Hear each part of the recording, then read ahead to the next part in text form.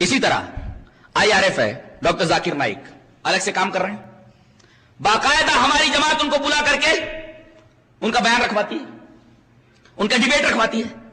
کیا یہ آدمی جماعت سے الگ ہے؟ اگر کہتے ہیں کہ جماعت سے الگ نہیں ہے تو پھر اس نے اپنی تنظیم کا نام IRF کیوں رکھ رکھا ہے؟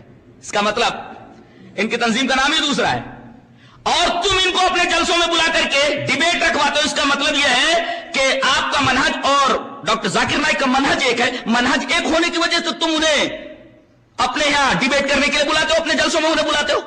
اگر منہج ایک نہ ہوتا تو تم کیسے ان کو اپنے جلسوں کے اندر ڈیبیٹ کے لیے بلاتے؟ اگرچہ انہوں نے اپنی تنظیم کا نام الگ رکھا ہوا ہے، وہ تنظیم کا نام رکھ کر کے الگ کام کر رہے ہیں، تم ان کے اوپر کفر کا فتویٰ لگاؤ گے یا کہو گے ڈاکٹر ذاکر نائک جماعت سے الگ ہے؟ قطعاً نہیں کہہ سکتے، اس لیے کہ وہ جو کام کر رہے ہیں منہج صحابہ کو اوپر کر رہے ہیں، کام مستحسن ہے۔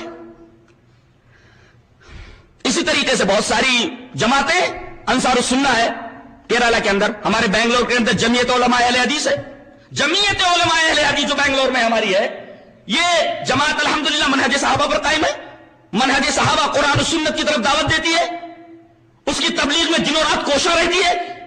اس جمعیت کے بارے میں کہہ رہا ہے جماعت سے الگ ہے، آدمی کا دماغ خراب ہے جو ایسا بولتا ہے، اس کو معلوم ہی نہیں کہ جماعت ہے کیا چیز۔